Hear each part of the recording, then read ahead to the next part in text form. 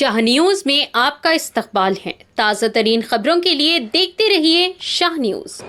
یہ فرمایا، اب بتاؤ، نعمتیں دینے والا خدا لینے والے حبیب کو کہہ رہا ہے اللہ آپ کے اوپر اپنی نعمتیں مکمل فرما دے۔ کچھ بچا مکمل کرنے والا رب کہہ رہا ہے کن سے؟ اپنے محبوب سے، آپ کے اوپر اپنی نعمتیں مکمل فرما دے۔ اب آپ تھوڑی دیر کے لیے تھوڑا عوامی بات کر لیتا ہوں تاکہ جو ہے ہر آدمی کو یہ بات سمجھ میں آ جائے کہ اللہ تبارک و تعالیٰ نے اپنے حبیب کو ہر نعمت عطا فرمائی ہے، ہر نعمت عطا فرمائی ہے، کوئی نعمت باقی ہی نہیں رہی جو مخلوقات کے لیے ملنا ممکن تھی اور اللہ نے اپنے حبیب کو نہ دی، ایسی کوئی نعمت باقی ہی نہیں ہے۔ دیکھیے گا، عوامی مثال دے کر کے سمجھاؤں گا۔ کوئی نعمت، کوئی چیز اگر ہم کسی کو نہیں دیتے تو اس کی صرف 4 وجہ ہوتی ہیں۔ کتنی وجہ ہیں؟ 4 وجہ۔ پہلی یہ کہ ہمیں دینے کا اختیار ہی نہ ہو، دینے کا اختیار ہی نہ ہو۔ جیسے مثال کے طور پہ مثال کو کہ ہمارے سید صاحب کو میں کہوں کہ سید صاحب میں آپ کو محبوب نگر کا ڈی ایم بنا دیتا ہوں، بھائی میرے اختیار کی چیز ہے، میں ان کو بنا دیتا ہوں۔ آپ کو میں ایم ایل اے بنا دیتا ہوں، ایم ایل سی بنا دیتا ہوں، ایم پی بنا دیتا ہوں، یہ میرے اختیار کی چیز تو نہیں ہے۔ تو جو میرے اختیار میں نہیں ہے وہ اسٹیٹس اور عہدہ میں ان کو نہیں دے سکتا، لیکن اگر میرے اختیار میں ہو تو دے سکتا ہوں نا۔ تو نہ دینے کی میں بات کر رہا ہوں، نہ دینے کی ایک وجہ تو یہ ہوتی ہے کہ آدمی کے اختیار میں نہ ہو، آدمی کی قدرت میں نہ ہو، آدمی کی پہنچ میں ہی نہ ہو، اس لیے نہیں دیتا، میرے اختیار میں نہیں ہے، میں نہیں دے سکتا۔ دوسری وجہ ہوتی ہے نہ دینے کی کہ آدمی کے پاس ہے، اختیار بھی ہے، قدرت بھی ہے، لیکن کنجوس ہے، بخیل ہے، دوسرے کو دینا ہی نہیں چاہتا ہے۔ ایک وجہ یہ بھی ہو سکتی ہے کہ نہیں ہو سکتی ہے؟ جیسے میرے پاس کوئی موبائل ہے، میرے کسی عزیز شاگرد کو پسند آ گئی اور اس نے مانگ لیا بل فرض، سپوز کرو، اب طبیعت میں آ گئی میری کنجوسی، تو کوئی نہ کوئی بہانہ کر جاؤں گا، نہیں دوں گا، حالانکہ دینا اختیار میں ہے، میرے پاس ہے، میری ملکیت ہے، میں دے سکتا ہوں، لیکن نہیں دیا۔ کیوں؟ کنجوسی کی وجہ سے، بخیلی کی وجہ سے۔ تو پتہ چلا یہ نعمت دی جا سکتی تھی مگر بخیلی کی وجہ سے نہیں دی گئی، تو نہ دینے کی ایک دوسری وجہ ہوئی بخیلی اور کنجوسی۔ تیسری چیز، نہ دینے کی تیسری وجہ کہ آدمی سامنے والا جس کو دیا جانا ہے وہ ایلیجیبل ہی نہیں، وہ لائق ہی نہیں، اہلیت ہی نہیں رکھتا۔ ابھی دیکھیے انعام دیا گیا بچوں کو، اب ظاہر سی بات ہے بچوں کو انعام دینے کے لیے کوئی آپ نے کیٹیگری فکس کر لی ہوگی، کوئی میرٹ لگائی ہوگی کہ جو بچہ اتنا نمبر لائے گا اس کو یہ ایوارڈ دیا جائے گا، جو بچہ اتنا اس میرٹ تک پہنچے گا اس کو ریوارڈ دیا جائے گا، یہ آپ نے فکس کر رکھا ہے۔ اب جو بچہ آپ کی میرٹ تک پہنچا ہی نہیں تو وہ انعام کہاں سے پائے گا؟ مطلب اس کے اندر اہلیت اور ایلیجیبلٹی ہے ہی نہیں کہ آپ اس کو انعام دیں، لائق ہی نہیں ہے وہ کہ اس کو دیا جائے۔ تو نہ دینے کی ایک وجہ کیا ہوتی ہے کہ لائق ہی نہ ہوا، اہلیت ہی نہ رکھتا ہو، صلاحیت ہی نہ رکھتا ہو لینے کی، اس لیے بھی دینے والا نہیں دیتا ہے۔ اس لیے دینے والا قادر ہوتا ہے دینے پر، کنجوس بھی نہیں ہوتا ہے، لیکن سامنے والے کے اندر ایلیجیبلٹی اور صلاحیت نہیں ہوتی ہے، اس لیے اس کو نہیں دیتا۔ 3 وجہ ہو گئی نہ دینے کی، اور چوتھی وجہ ہوتی ہے کہ بھائی آدمی قادر ہے، دے سکتا ہے، کنجوس بھی نہیں ہے، دے سکتا ہے، سامنے والا ایلیجیبل بھی ہے، صلاحیت ہے لینے کی، لیکن چوتھی وجہ ہوتی ہے کبھی کبھی نہ دینے کی کہ سامنے والے سے زیادہ پیارا کوئی اور ہے، اس کو ہم دیکھیں، وہ بھی تو ایلیجیبل ہے، اس کو نہیں دیں گے۔ یہ 4 وجہ ہوتی ہے کوئی چیز نہ دینے کی، کوئی 5ویں وجہ نہیں نکلتی، بس یہی 4 وجہ۔ آپ ڈھونڈ کر کے سروے کر کے دیکھ لیں، چیزوں میں، معاملات میں اور دیگر چیزوں میں آپ پائیں گے کہ کسی کو کوئی نعمت، کوئی انعام نہ دینے کی یہی 4 وجہ ہوتی ہیں۔ اب آپ آئیے، ہمارا دعویٰ یہ ہے کہ اللہ تبارک و تعالیٰ نے اپنے حبیب صلی اللہ تعالیٰ علیہ وسلم کو وہ تمام کمالات، وہ تمام درجے، وہ تمام بلندیاں، وہ تمام نعمتیں عطا فرما دی جو ممکن تھی کسی مخلوق کو ملنا، جو کسی انسان کو ملنا ممکن تھی، وہ تمام ممکن کمالات اللہ تبارک و تعالیٰ نے اپنے حبیب کو عطا فرما دیے۔ اس طرح کہ کوئی بھی کمال اب باقی نہیں رہا خدائی کے نیچے۔ مخلوقات کے اندر جتنے کمالات، جتنی عظمتیں، جتنے رتبے ممکن تھے وہ رب نے سب عطا فرما دیے۔ کیوں؟ کیونکہ دینے والا قادر مطلق ہے، شہنشاہ حقیقی ہے، اس کے یہاں کوئی روک ٹوک نہیں ہے کہ یہ نہیں دے سکتے، وہ نہیں دے سکتے۔ کون ہے جو اسے روک سکتا ہو؟ ساری دنیا کو خزانے دینے والا وہ ہے، ساری دنیا کو نعمتیں دینے والا وہ ہے، ہر ممکن پر قادر وہ ہے۔ تو رب تبارک و تعالیٰ قادر بھی ہے۔ دوسری چیز بخیل بھی نہیں ہے، کنجوس بھی نہیں ہے کہ دینے میں بخل سے کام لے، دینے میں کوئی کنجوسی معاذ اللہ وہاں آ جائے، ایسا بھی نہیں ہو سکتا ہے۔ اور تیسری چیز سامنے والا، لینے والا کون ہے؟ لینے والا اس کا حبیب ہے جو ہر اہل سے بڑا اہل ہے، جس کے اندر ہر نعمت کی اہلیت اللہ تبارک و تعالیٰ نے تخلیق فرما دی ہے۔ تو لینے والا اس کا حبیب جو ہر نعمت کی، ہر مرتبے کی اہلیت رکھتا ہے۔ اور چوتھی چیز، اس حبیب سے زیادہ پیارا کوئی اور بھی تو نہیں ہے، اس حبیب سے زیادہ خدا کی بارگاہ میں کوئی اور محبوب بھی تو نہیں ہے۔ تو پتا چلا کہ نعمتیں نہ دینے کی جو 4 وجہ تھی وہ یہاں ختم ہے۔ اب رب تبارک و تعالیٰ ہر نعمت کا عطا فرمانے والا ہے، اور محمد رسول اللہ ہر نعمت کے لینے والے ہیں۔ قادر مطلق نے ہر نعمت اپنے محبوب صلی اللہ تعالیٰ علیہ وسلم کو عطا فرمائی۔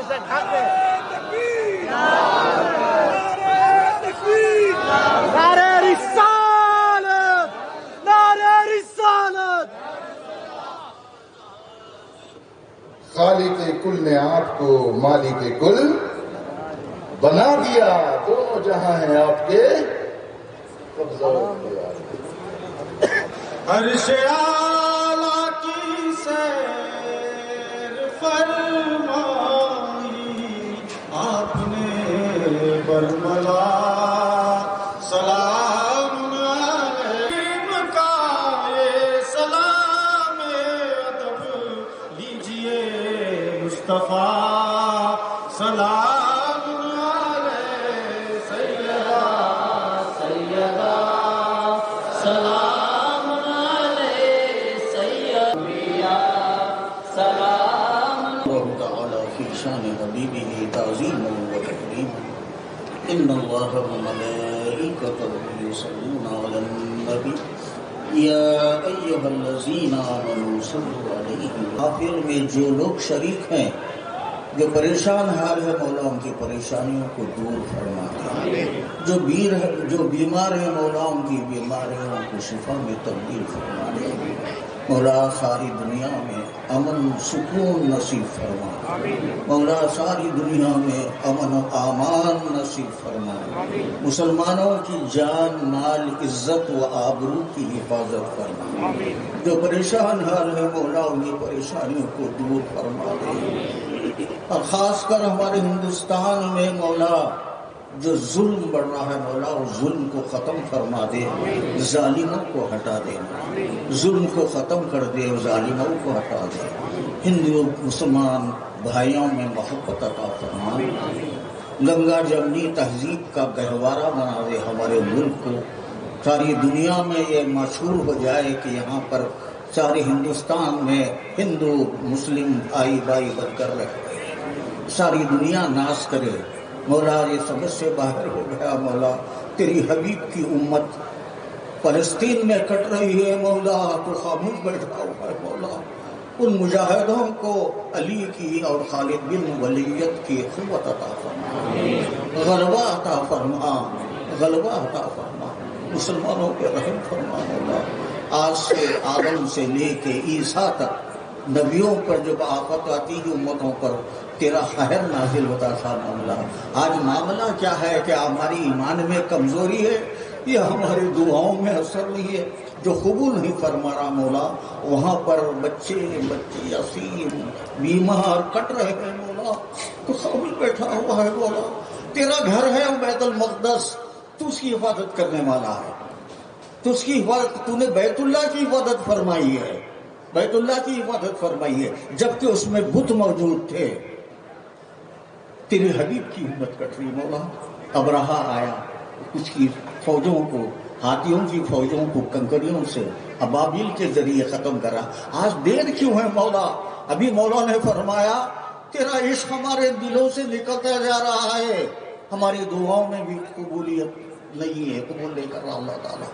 اللہ تو اس کو قبول فرما لے، ہمارے سچا اور ایک مسلمان بنا دے، تیرے حبیب کی محبت میں ہمیشہ گرفتار رہیں۔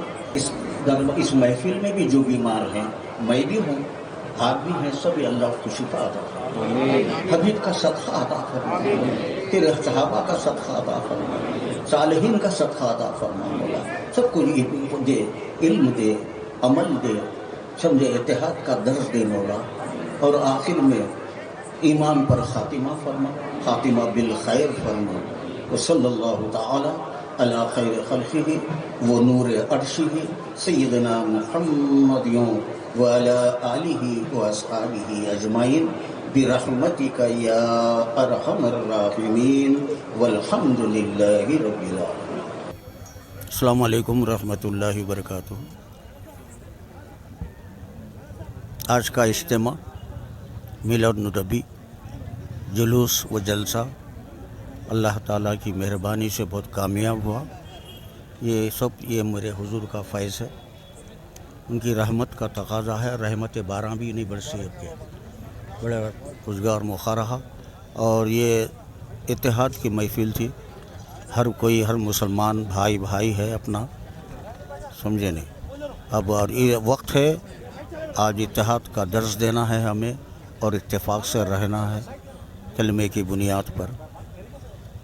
انشاءاللہ یہ اتحاد ہمارا قیامت تک باقی رہے گا انشاءاللہ تعالی العزیز۔ میں سب کو عید میلاد النبی کی مبارکباد پیش کرتے ہوئے اتحاد کا درس دیتا ہوں۔ اتحاد زندگی ہے، انتشار موت ہے۔ اتحاد کا تقاضا اب اس دور میں اتحاد کا تقاضا سخت ہے، ہم کو سب مل کے جل کے رہنا ہے۔ یہ آتی گھریلو اختلافات ہوتے ہیں وہ گھروں میں طے کر لینا ہے۔ میں بارہا یہی تلقین کروں، اللہ تعالیٰ ہماری دعاؤں کو قبول کر لے۔ مسلمانوں میں تمام مسلمانوں کو عید میلاد النبی کی سب سے پہلے مبارکباد پیش کرتا ہوں، اور دعا گو ہوں کہ اللہ تبارک و تعالیٰ ہمارے دلوں میں بھی عشق مصطفیٰ کی شمع ہمیشہ روشن رکھے، اور ہمیں اپنی نسلوں کے دلوں میں بھی عشق مصطفیٰ کی جوت جگانے کی توفیق عطا فرمائے۔ آج یہاں محبوب نگر کی مرکزی میلاد جلسہ و جلوس کمیٹی کی جانب سے منعقد کیے گئے اس شاندار پروگرام میں مجھے مہمان خطیب کے طور پہ خطاب کرنے کا موقع ملا۔ یہاں آ کر کے میں نے جو دیکھا وہ کافی دل کو سکون دینے والا منظر مجھے نظر آیا۔ ہزاروں کی تعداد کا یہ مجمع، کئی ہزار کی تعداد میں لوگ رہے ہوں گے، اور دن میں جلوس کی مصروفیات، اس کے باوجود لوگوں کا اس طرح یہاں پہ آخر تک بیٹھے رہنا اور پوری توجہ کے ساتھ علماء کے بیانات اور نعتیں سننا، یہ ایک چیز کو بتاتا ہے کہ ہماری نسلوں کے دلوں میں رسول اللہ صلی اللہ علیہ وسلم سے جو وابستگی ہے وہ بحمد اللہ اگر اطمینان بخش نہ کہیں تب بھی بہرحال کافی فرحت بخش ضرور ہے۔ اور بس تھوڑی سی توجہ کی ضرورت ہے کہ ان کو اگر ہم سرکار صلی اللہ تعالیٰ علیہ وسلم کا دین اور مسلک اہل سنت و جماعت کے عقائد، اور ان کو جو دین کی بنیادی تعلیمات ہیں، جو عشق مصطفیٰ اور عشق صحابہ اور عشق اہل بیت ہے، اس کو اگر ہم اچھے سے ان کے دلوں میں بیٹھا دیں تو اللہ چاہے گا تو ہماری انہی نسلوں کے ذریعے ہمارے حالات میں اچھی خاصی تبدیلی آ جائے گی۔ تو یہ نسلوں کی تربیت کا بھی ایک موقع ہوتا ہے۔ میلاد شریف کا یہ جلسہ اور جلوس نسلوں کے دلوں میں اپنی ایمانی فکر منتقل کرنے کا موقع ہوتا ہے کہ بھئی ہم نے تو اپنی زندگی میں اس طرح سے اپنا وقت میلاد شریف کی مجلسوں میں، جلوس میں اور دینی کاموں میں لگایا ہے، اب ہماری نسلیں بھی سیکھیں اور دیکھیں کہ کس طرح سے ہمیں اس کارواں کو آگے بڑھانا ہے۔ اللہ تبارک و تعالیٰ آپ حضرات کی کوششیں اور محنتیں قبول فرمائے، اور اس کمیٹی اور اراکین اور ہمارے تمام علماء جو ہیں ان کی محنتوں کا اللہ تبارک و تعالیٰ بہتر سے بہتر صلہ عطا فرمائے۔ السلام علیکم ورحمۃ اللہ تعالیٰ وبرکاتہ۔